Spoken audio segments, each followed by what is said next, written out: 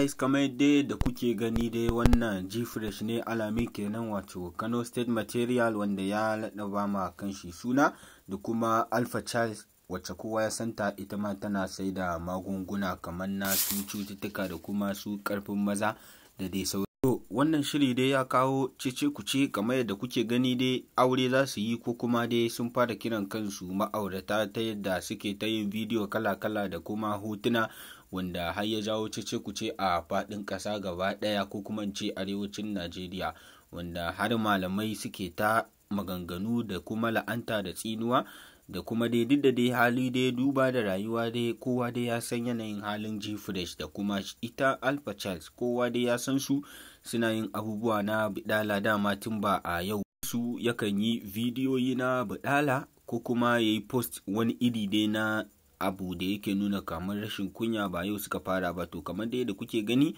wannan aure an kusa a ɗaura shi, kuma sun fito sun nuna duniya soyayya suke yi, kuma suna farin ciki da kamar dai da kuke gani wannan pre-wedding ne, gashi nan dai ana ta yi, ana ta ɗauke har ya ɗauke ta ya goya ta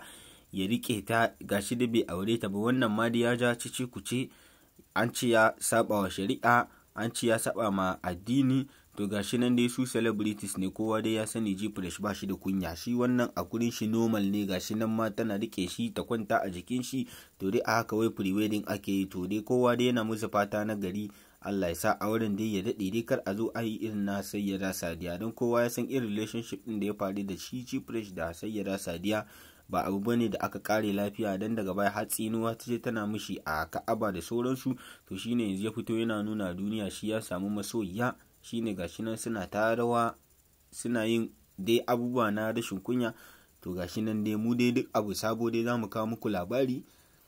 ko me ya faru dai mu dai kun sani, mu akwai leko asiri mu zo mu bayyana. To ku kasance tare da ni, duk abin da yake faruwa zan saka muku, har videos din auren ma da kuma duk wani abu da zai je ya kawo. Ni dai ku kasance tare da ni ne naku babban yaro, sai an jima. Ku danna mun subscribe saboda ku karfafa ni, kuma ku mun like.